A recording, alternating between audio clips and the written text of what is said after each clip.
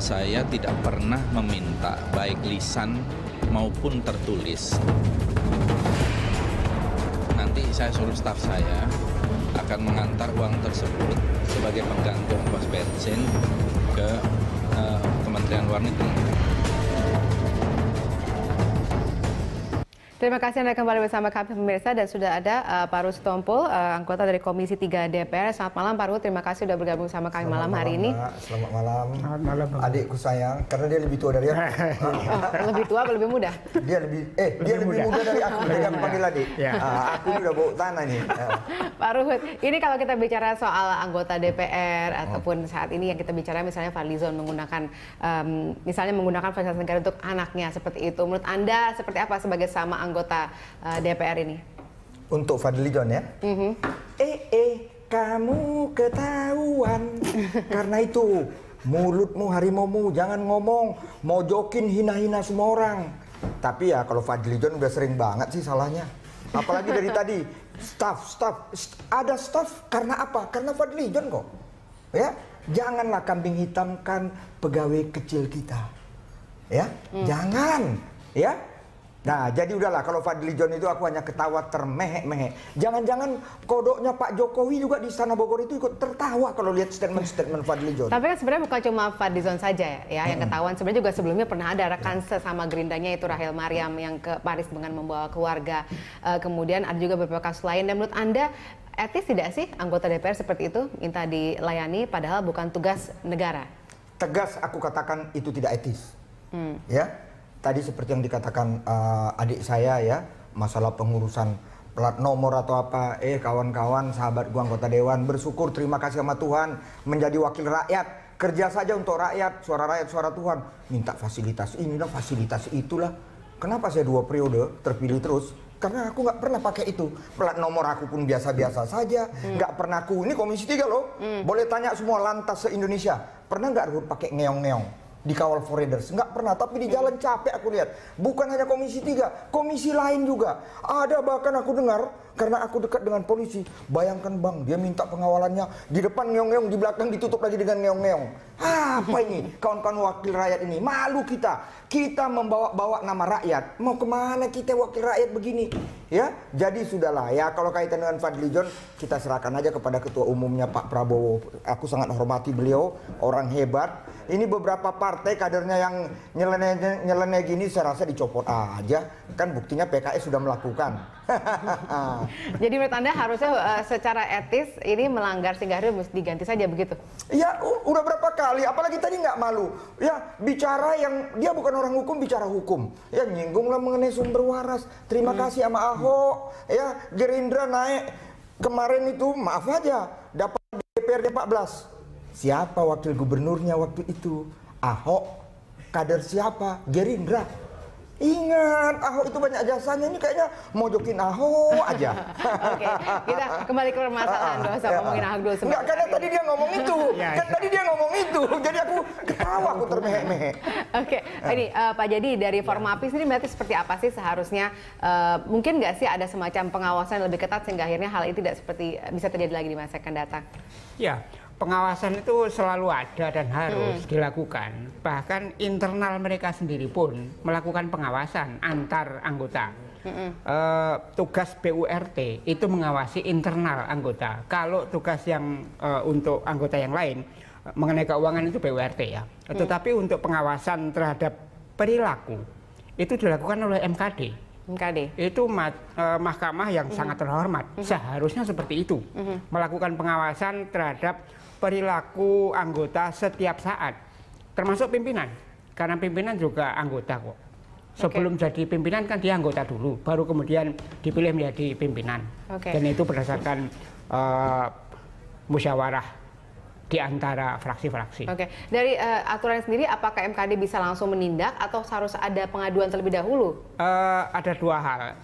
Kalau sudah menyangkut hal yang sangat mendasar, itu MKD bisa langsung. Tetapi kasus ini barangkali perlu ada laporan. Sebetulnya laporan sudah disampaikan oleh kedutaan besar atau konsul jenderal di New York bahwa mereka tidak punya uang, padahal diminta untuk menjemput dan mendampingi anaknya wakil ketua DPR di Amerika. Itu tidak pada tempatnya, bukan haknya anak anggota DPR, meskipun itu pimpinan. Tadi Bang Ruhut sudah menjelaskan, beliau tidak pernah minta ini dan itu. Itu anggota yang baik dan benar, harus begitu. Meskipun punya hak protokoler yang diatur oleh undang-undang. Tetapi tidak memanfaatkan itu dengan semau-maunya. Harus tahu diri juga, karena wakil rakyat ini kan harus tahu mengenai penderitaan rakyatnya seperti apa sih sekarang. Minta fasilitas ini, fasilitas itu. Rakyatnya sudah cukup sejahtera belum? Harga-harga sekarang ini menjelang Lebaran, menjelang bahkan pada masa puasa pun sekarang ini, harga tinggi sekali.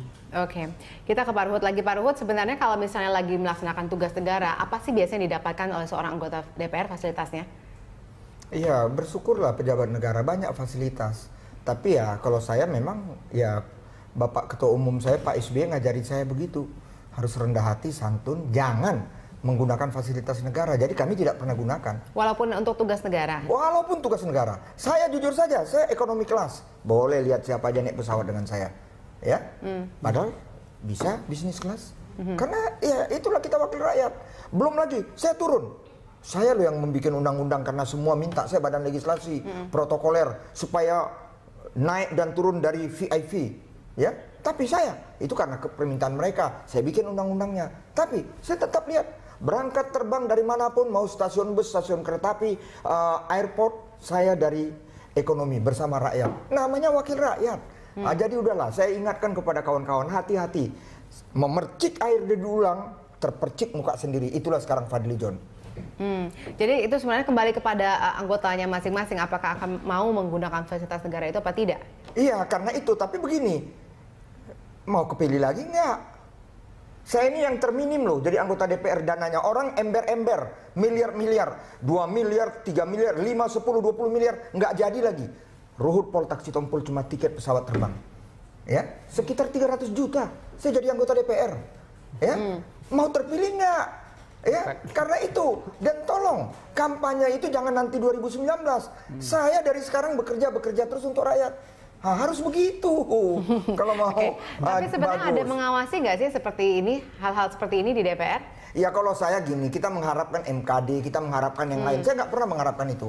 Yang ngawasi Tuhan di atas. Ya itu kan itu kalau untuk Pak Ruhut, tapi kalau yang lain-lain bagaimana? Kan ya kalau mereka ya mereka mau bikin akal-akalan, ya kunjungan, bikin stempel di proyek Senen ini apa, karena itu BPK marah-marah kan ada kebocoran itu kan, walaupun BPK nggak tahu dianulir lagi, oh itu nggak benar, ada aja kok yang begitu.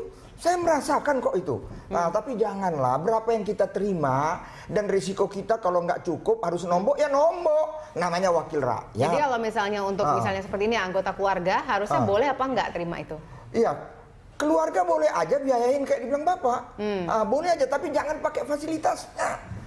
Jangan, tolonglah. Saya sama istri anak-anak saya tanamkan itu. Berarti tidak dibiayai oleh negara gitu. Jadi kita juga tidak boleh meminta untuk misalnya tadi didampingi, dijemput dan lain-lainnya. Enggak bisa. Enggak bisa tuh, jangan. Karena banyak tugas-tugas, apalagi tolong diingat ya. Beberapa keluarga saya duta besar, ya. Mereka itu selalu kadang-kadang mengeluh. Bang, gimana sekarang dana karena suasana krisis ekonomi dunia sekarang dikurangin. Kami ini bekerja, ya kan kadang-kadang kan mereka tuh di luar negeri itu udah kayak apa ya, IO mengurus orang-orang aja, kasihan loh. Jadi kita mengerti lah, kita punya mereka itu di luar negeri ambasador ya, bisa mengatakan on behalf negara Indonesia, mengatasnamakan. Kok kita rendahkan, minta ini fasilitas, minta ini, kita suruh-suruh dia. Hormati duta-duta besar kita.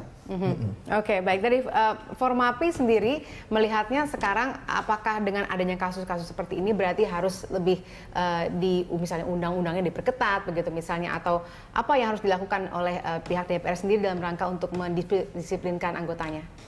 Sebetulnya undang-undangnya sudah cukup baik ya, kecuali satu hal, anggota DPR juga memfungsikan diri menjadi aparat diplomatik. Padahal tugas diplomatik itu adalah tugas eksekutif, dan untuk menjadi diplomat itu ada pendidikan-pendidikan khusus bukan asal-asalan, itu lama pendidikannya. Ini para anggota dewan, maaf Bang Ruhut, di Undang-Undang MD3 dan di Tatip itu kan punya ada pasal yang mengatur mengenai tugas diplomatik. Tugas diplomatik kan bukan setiap orang. Anggota DPR apa mampu, misalnya sekarang ini ada kasus penyanderaan di Filipina. Bisa apa enggak anggota DPR melakukan diplomasi dengan teman-temannya di Filipina atau dengan para penyandera? Mungkin ada yang bisa, tetapi pasti tidak semua anggota DPR bisa. Ini minta paspor diplomatik, seluruhnya menjadi diplomat. Ya nggak bisa. Diplomasi adalah tugas eksekutif. DPR hanya membantu. Sebetulnya ketentuan dalam undang-undangnya begitu. Tetapi kemudian kadang-kadang disalahgunakan. Diplomasi seperti ya ketika Fadlizon berkunjung ke Amerika, kemudian ketemu dengan Donald Trump segala macam. Ini dikatakan dalam rangka diplomasi segala macam. Diplomasi macam apa? Ketika itu Donald Trump kan bukan siapa-siapa dalam tataran hubungan antar negara. Dia hanya warga negara Amerika yang kebetulan punya banyak duit dan kebetulan ingin menanamkan modalnya di Indonesia. Karena itu kemudian ketemu. Ini upaya-upaya untuk tugas diplomatik. Mohon maaf kalau saya salah, Bang Ruhut. Tolong dibetulkan. Tapi menurut saya tugas diplomasi itu adalah tugas utama eksekutif, bukan tugas utama DPR.